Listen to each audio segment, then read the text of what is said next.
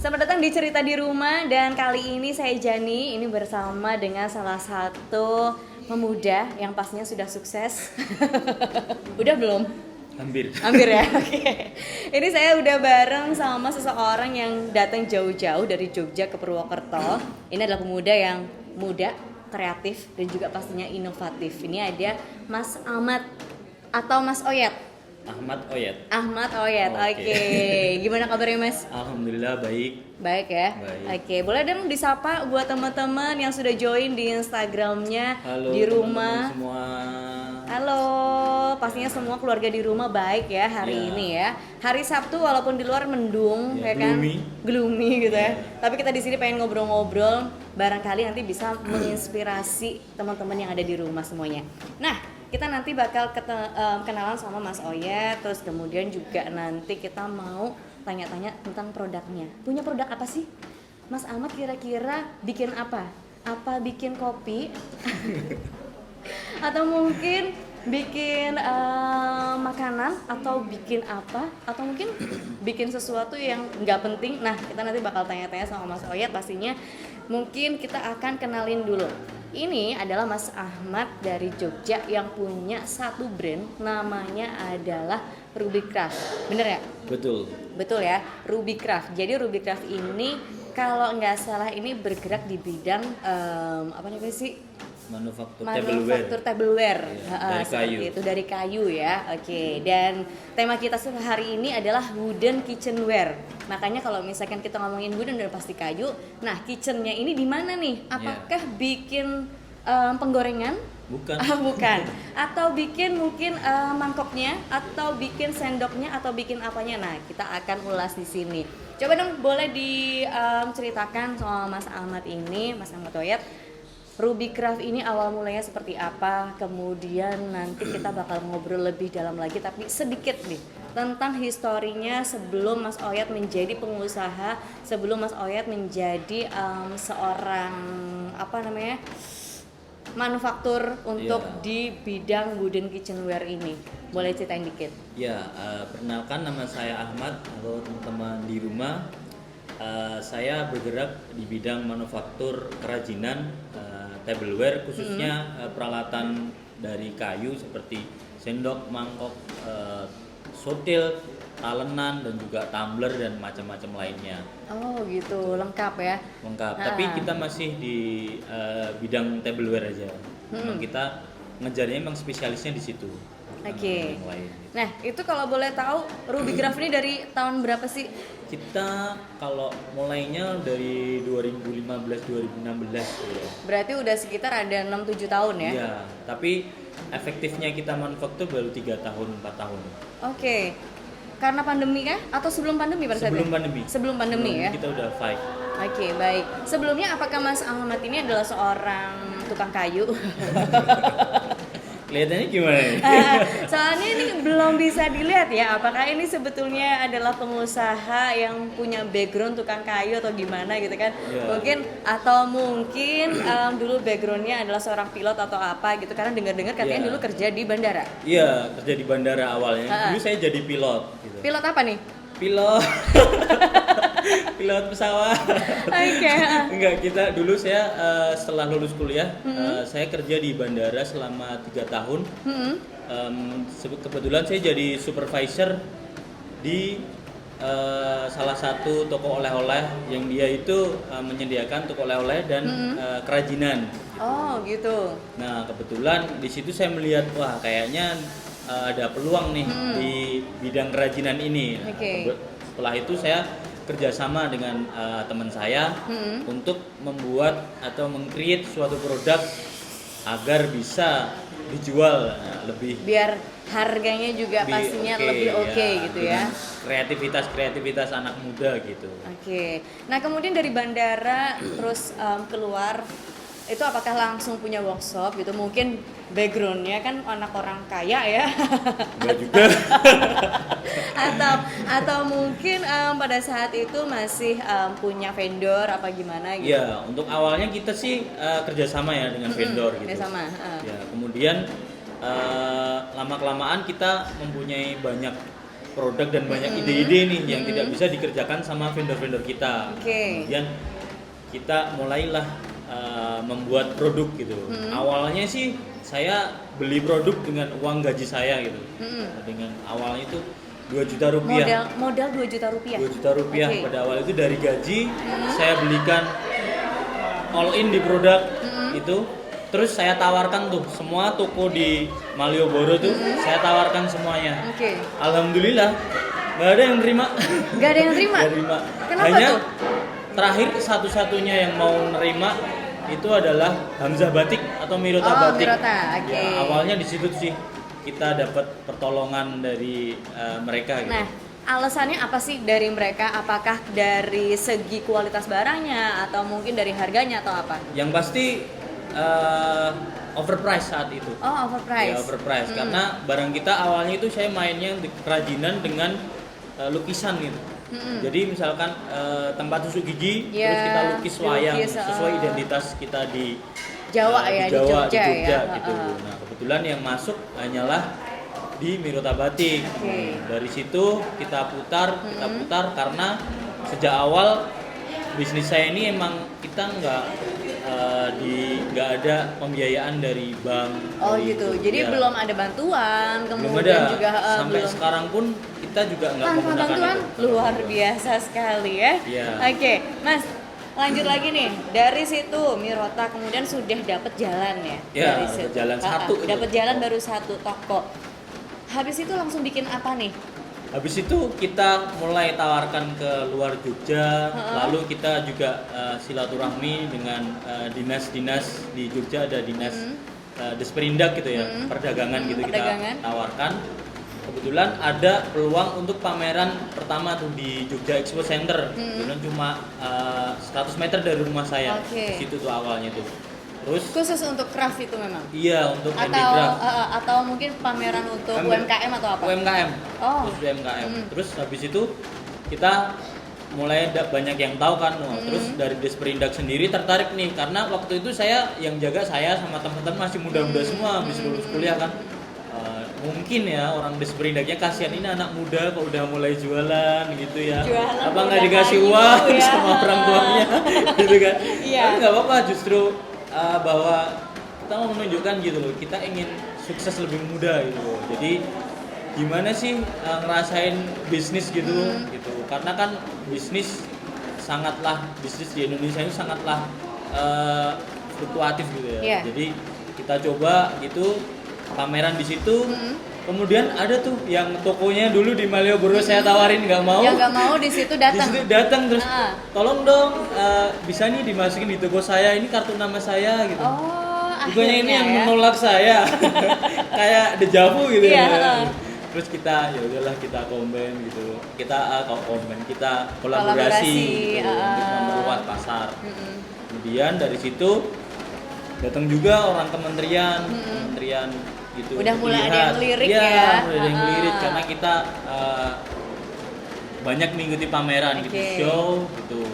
Tapi awalnya juga dari Kementerian Koperasi itu, awalnya koperasi, terus nah dari Kementerian Perindustrian itu, terus saya kan berpikir nih kalau di Desperindak itu dari Jogja itu kan UKM-nya banyak tuh di Iya, Jogja. heeh. Gimana Harus bersaing ya kan? bersaingnya itu Iya. banyak banget, Mbak. Heeh. Terus gimana caranya biar kita bisa eksis di kementerian atau untuk dapat pameran di Jakarta? Gimana tuh? Apakah dengan menjilat atau dengan cari Dicelupin. muka? Gimana nih? Untungnya Cara-caranya nih? kita tuh keuntungannya bisnis dari muda adalah kita masih punya tulang punggung yang kuat Oh, untuk kerja keras ya. mm-mm. Kemudian saya datanglah ke Jakarta untuk datang ke kementerian. Oke. Saya cari tiket kereta yang paling murah saat itu. Jadi kalau dikira bisnis tuh enak gitu ya, Ketika sudah menuai hasilnya ya. ya sebenarnya ya di balik itu juga terdapat kristalisasi keringat ya. Betul sekali. Belum tentu orang tuh kuat di belakangnya gitu. Oke. Saya dari Jogja ambil kereta ekonomi tuh yang badannya tegap tuh. Iya, Nah, nggak bisa turun- nyender-nyender ya. Turun-turun kan saya jadi kayak polisi militer gitu. Tapi masih bisa jalan ya? Bisa tapi tegap. Bisa tegap. Justru tegap gitu Pak. Itu jam 3 pagi saya tidur di stasiun. Bawa produk apa pada saat itu? Bawa produk-produk unggulan kita tuh untuk Oke. ke Kementerian Perindustrian. Nah, kita nunggu tuh jam 8 tuh. Habis itu saya naik ojek karena zaman itu Belum ada Gojek belum ada ya? Gojek. Oke. Naik ojek tuh. Heeh. Sampai ditanyain sama tukang ojeknya tuh. Mas mau ngapain sih Mas di Kementerian pagi-pagi jam 8? Saya mau nawarin barang Pak, saya dari Jawa, saya di Jogja gitu. Oh iya Mas, semangat ya Mas. Ya Mbak, terima kasih atas semangatnya gitu. Gitu Mbak. Terus habis itu kita tawarin tuh, tertarik tuh. Iya. Kan mereka juga excited ya. Ini anak muda gila gimana nih? Baru dari Jogja, nggak ada siapa-siapa terus langsung nawarin aja menawarkan gitu kan. barang, terus tercatatlah nama saya di situ. Itu emang langsung datang ke sana, kemudian apakah mereka langsung kan ada nih ya kadang-kadang kan datang, oh saya pengen menawarkan, pengen memperkenalkan produk saya, oh iya mas makasih, asal gitu aja, asal Yeah. gitu seperti itu, apa memang langsung tercatat di benak mereka, oh ini anak muda dari Jogja gini Iya. gimana? Tercatat doang, bener. Jadi tercatat doang, habis tercatat follow up-nya ini yang susah. Nah, itu. Iya, follow up-nya yang susah. Terus kemudian kita follow up, nah nggak dapat juga untuk pameran di situ gitu. Kemudian kita ikut dari pameran ke pameran, dari lokal-lokal, kemudian ketemu sama Kementerian Koperasi, ini kok produknya bagus. Ya. Mau pameran di Jakarta nggak Mbak, Mas? Gitu. Tapi kita ada booth aja gitu. Siap, pokoknya Berangkat ya, yang penting gitu. berangkat Yang dulu penting berangkat ya. dulu. Kalau kita mah penginapan dan lain-lain belakangan. Oh Kita yang bisa- namanya babat alas juga harus Iya, banyak berkorbannya. kita bisa masih kuat lah tidur di musola. Iya. Gitu. Oke, dan akhirnya bisa menjadi dilirik oleh para apa sih instansi-instansi Iya, ini ya. Diajak, instansi-instansi. apakah setelah itu langsung diajak terus kalau ada pameran gitu dibawa kemana, ke luar negeri mungkin? Udah pernah? Udah pernah. Udah pernah juga? Udah pernah. Wow.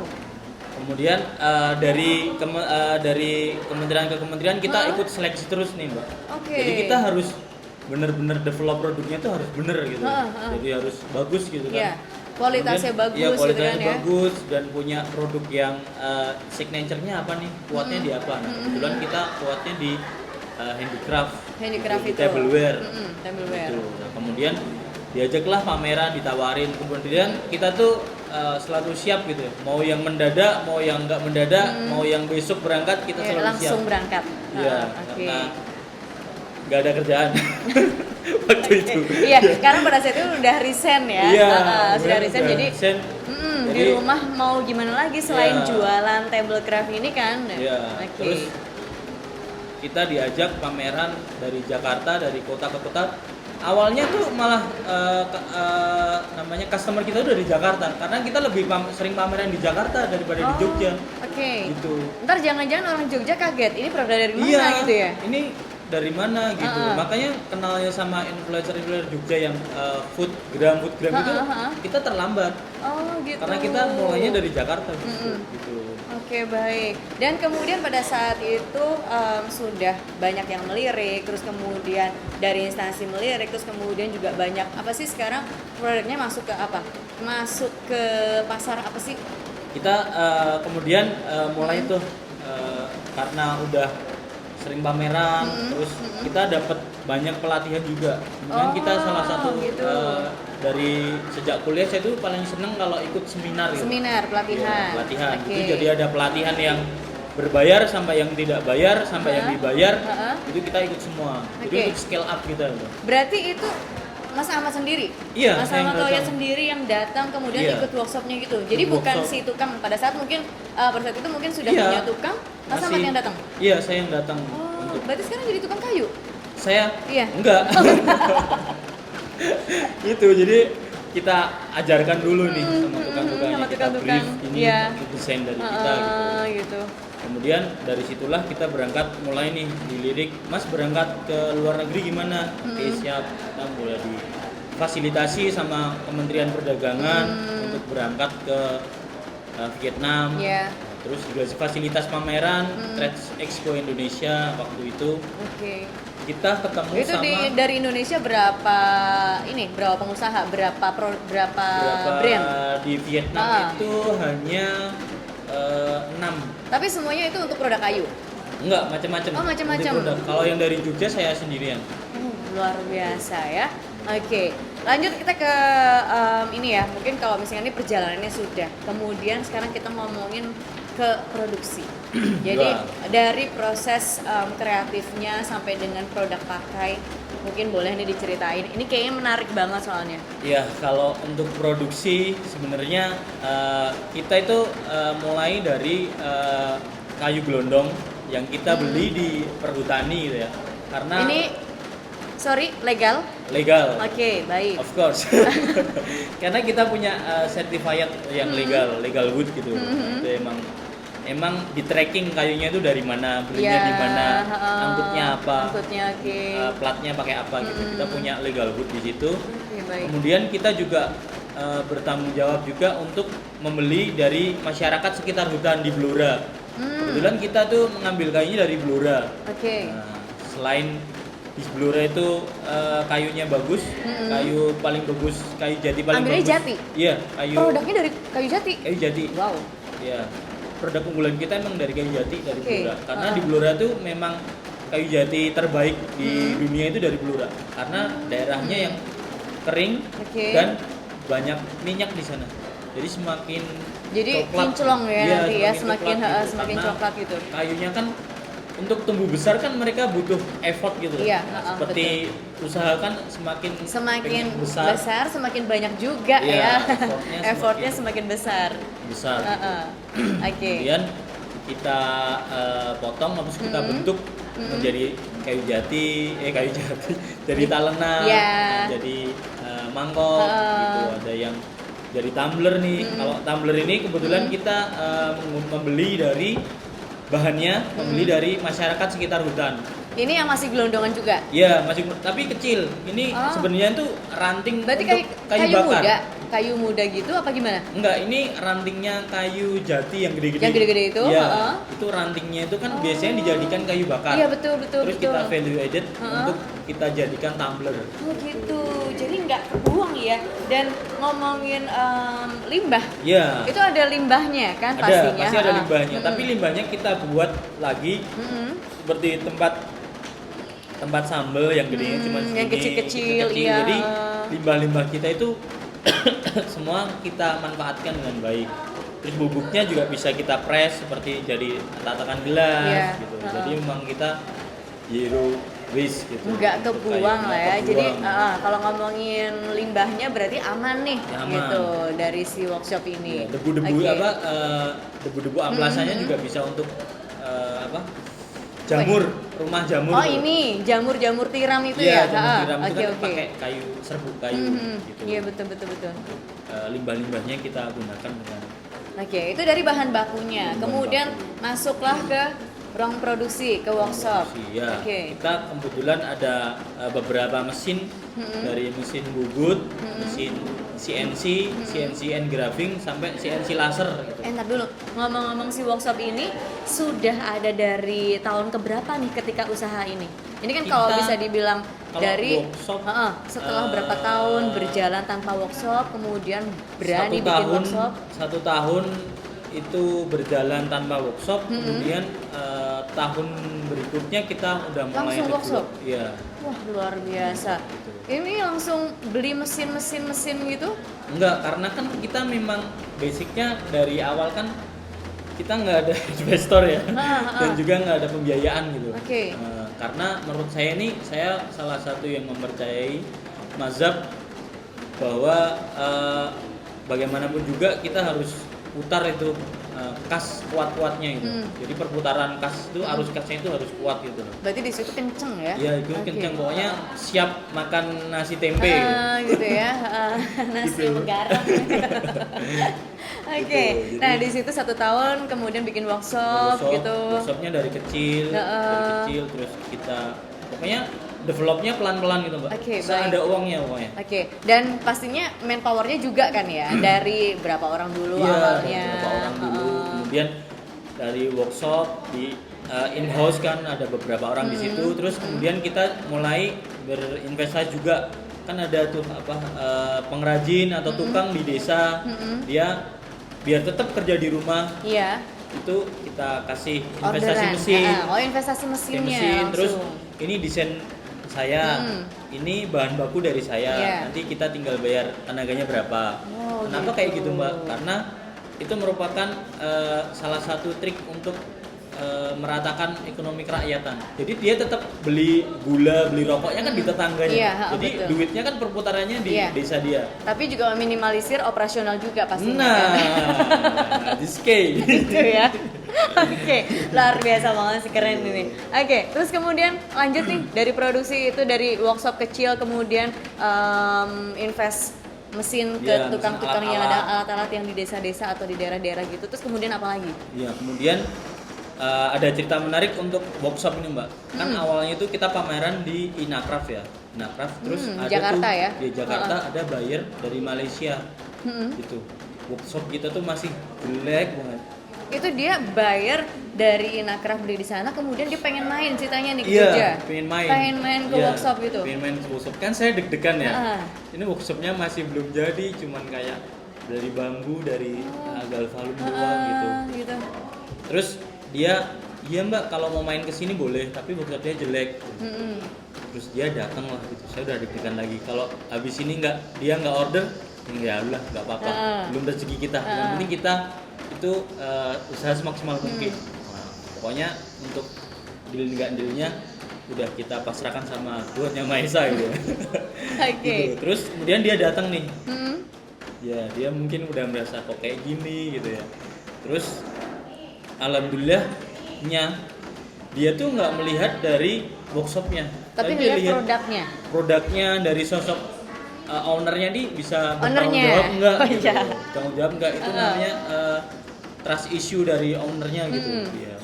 Terus sekarang udah agak lumayan ya workshopnya ya. Terus Mas, saya dikirim nih, Mas ini workshopnya waktu saya datang gitu. Terus saya Iya. tanya ke dia, Mbak, kok waktu itu Mbak bisa percaya dan kasih order ke saya, kenapa gitu? Ya karena saya ada trust issue ke Mas Ahmad. Jadi Mas Ahmad masih muda dan saya rasa Mas Ahmad mampu untuk berkembang gitu. Dan pastinya di situ banyak janji manisnya ya. Iya pasti. Gitu. Oke. Jadi memang ya kita memang harus tune in dan harus lurus gitu ya di usaha itu. Yang Jadi benar-benar fokus ya. Fokus. Fokus. Nah, ngomong-ngomong kalau misalkan untuk produk dari kayu gitu kan ya, itu kan memang sebenarnya kan banyak banget. Banyak banget. Yang akhirnya pada saat itu Mas Ahmad memilih untuk di wooden kitchen aja. Tapi apakah di sini aja sudah cukup atau nantinya akan berkembang ke yang lain? Nah. Menurut Mas Ahmad nih, di saat sekarang sudah lurus di track ini Iya. gitu kan, udah mungkin sekarang udah kalau teman-teman mungkin ada yang sudah tahu juga, ini produk sudah dikirim ke luar negeri gitu Iya. kan, sudah ekspor gitu kan. Sudah ekspor. Nah ini kan berarti kan cuannya udah banyak ya kan. Apakah enggak mau juga. apakah mau di sini terus? Apa mungkin mau berkembang ke bidang perkayuan tapi untuk produk yang lainnya? Nah, kalau untuk pengembangan sih kita masih akan tetap di wooden kitchenware gitu ya. Oke. Kita ingin jadi spesialis di situ karena orang akan lebih trust di situ kalau kita itu lurus dan terkenal di situ gitu. Kita ingin jadi. gitu. Tapi untuk scale up-nya kita juga akan main di furniture dan lain-lainnya. Tapi masih dengan produk kayu. Begitu. Nggak melenceng kemana-mana Nggak ya. melenceng kemana-mana. Jadi masih tetap di wooden, cuman mungkin pengembangannya masih sekitar itu Iya, aja. gitu. Oke. Karena kan banyak sih Mbak, saya beberapa ditawarin teman untuk mau nggak lola ini, mau nggak bisnis ini. Saya bilang dengan tegas, tidak. Saya mau di sini saja dan Oke. saya mau sesuatu yang fokus di situ. Karena bisnis itu menurut saya harus fokus. Fokus ya. Iya. Karena ya saya tahu sendiri saya masih mempunyai banyak kelemahan gitu. Jadi pengennya Walaupun fokus sebetulnya gitu. mimpinya banyak sebetulnya. Mimpinya banyak, pengen punya oke. ini itu gitu. Tapi kita harus melihat diri sendiri gitu. Kemampuannya gitu Kemampuan. kan ya. Oke. Nah, ini sampai dengan produk ini jadi, kemudian dipasarkannya kemana saja? Kalau boleh Kita tahu. alhamdulillah sudah ekspor ke beberapa negara. Salah satunya ke Malaysia yang rutin tiap bulan. Terus ke Amerika kita pernah, ke Korea, ke Oke. Belanda. Banyak juga ya. Iya, kita Jadi nggak cuma di Asia aja, tapi Asia, bahkan udah sampai tapi lokal juga kita kerjakan gitu. Iya, Karena kan pas pandemi gitu kan kita we don't itu know gitu kena ya. nggak sih? Kena dampaknya nggak sih pada saat pandemi itu? Alhamdulillah, kita punya strategi sendiri untuk menghadapi pandemi itu. Yang lain itu Apa jangan-jangan udah tahu nih bakal ada pandemi nih, udah dapat bocoran?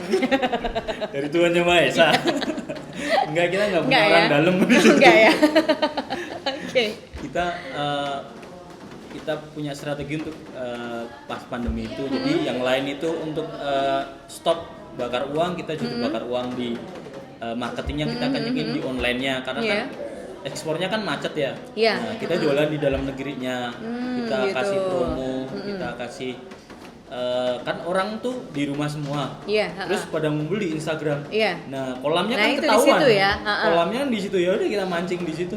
Kita Oke. bakar uang di iklan gitu. Kita direct iklan ke customer kita kelola, kita mining di database kita gitu. Oke. Alhamdulillah selamat dari Alhamdulillah selamat ya. pandemi, Dan pada saat itu malah justru banyak yang orang Iya, yang justru banyak di situ Dapat karena kan ya. orang di rumah jadi pengen jadi aware juga sama Iya. dapurnya. Loh, kok ternyata Iya, kok rumah saya jelek piringku sih. kok gini ya. Iya, Mungkin harusnya aku tambah butuh. ini, Nah, tambah ini, betul. tambah itu. Gitu ya. Iya. Oke. Nah, itu kan baru ngomongin tadi kita workshopnya. Udah ada galerinya juga untuk display di Jogja sana, ada galerinya atau gimana? Kalau saya kebetulan displaynya masih di workshop juga. Oh, gitu. Karena kita fokusnya saat ini untuk pengembangan kebetulan diekspor.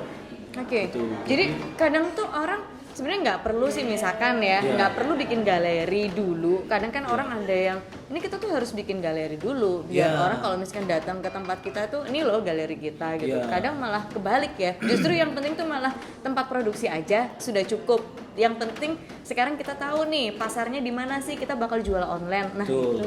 Itu memang betul sih Mbak, karena kita tuh kalau orang beli terus dia belinya di galeri gitu misalkan. biasa kan. Iya, biasa. Kalau mau beli langsung gimana Mas? Datang ke workshop, kamu bisa lihat yang buat Lihat Gimana? langsung Seru nggak? produksinya kayak gimana, seru banget ya. ya kan? Oke. Dan mereka malah story ini. Wah, di mana itu? Di mana? Jadi banyak Iya, pertanyaan iya, kan. Silakan kalau mau datang kena debu-debu dikit. Apa namanya, ke masa depan. Oh, kita ke masa depan. Masa depan.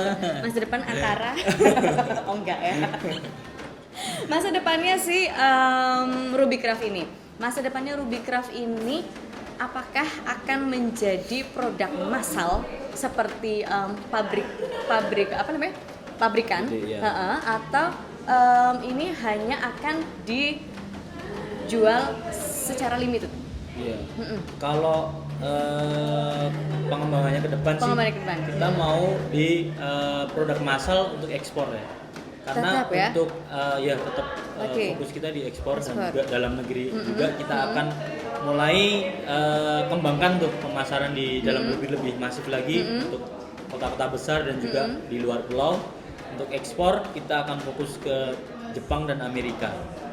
Luar Jadi memang biasa. segmentednya di situ kita akan jadi mood boardnya itu jelas di negara mana segmenmu apa, Ya. segmennya kita itu di Amerika dan buyer yang mempunyai toko tuh hanya 3, 4 atau 5, bukan yang produk emas kayak IKEA gitu. Ya, Karena di situ kan akan sangat emas produk. Nah, itu dan yang pasti aku maksud harganya itu. akan dipepet kita. Oh, begitu. Gitu. Kalau kita pakai buyer yang tokonya tuh hanya 5, 6, 7 di negara bagian, kita akan dapat harga yang bagus. Oh, lebih aman seperti Lebih itu aman ya. seperti itu. Oke. Karena untuk scale up kan kita juga butuh tadi itu pendanaannya kan kita juga terbatas dan kita butuh margin yang cukup untuk pengembangan di situ.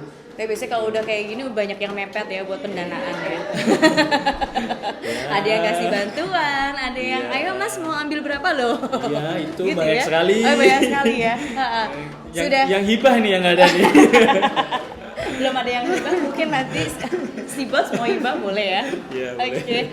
Oke, jadi seperti itu ya. Jadi memang pasarnya atau kedepannya tuh sudah segmennya sudah Target marketnya udah dipeta-petakan. kita tentukan. Oke. baik, Dan luar business biasa. owner di negara bagian mana, di negara mana, di negara mana gitu.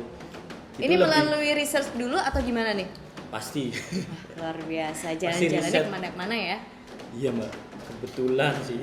Oke, mantap Iya. banget. Luar biasa banget obrolan kita Mas Ahmad Toya. Terima kasih Sama-sama, Mbak. buat obrolan kita siang hari ini, luar biasa, menarik sekali. Mudah-mudahan kita bisa ketemu lagi. Amin. Dan sukses selalu buat Ruby Bisa main Craft. ke Jogja mbak. Oh baik, saya kalau main ke Jogja saya bakal mampir pasti. Siap. Oke, dan terima kasih sekali buat teman-teman, buat keluarga di rumah, dimanapun berada. Jadi senang ngobrolnya kali ini sama Mas Ahmad. Dapat ilmu banyak, pastinya dapat informasi banyak, dan pastinya ini menginspirasi kita semuanya biar kita apa? Bisa fokus, kita fokus ke salah satu bidang usaha yang akan kita tekuni, dan pastinya harus dari hati juga ya. Betul. Oke, baik. Jadi Sesuai nggak cuma- passion. Betul, nggak cuma dari cuannya aja, tapi juga harus dari passionnya kita juga. Oke, terima kasih. Sampai ketemu lagi Mas Ahmad, dan pastinya sampai ketemu lagi sama keluarga di rumah. Sampai ketemu lagi nanti kita di cerita di rumah, karena di rumah punya banyak cerita. Bye.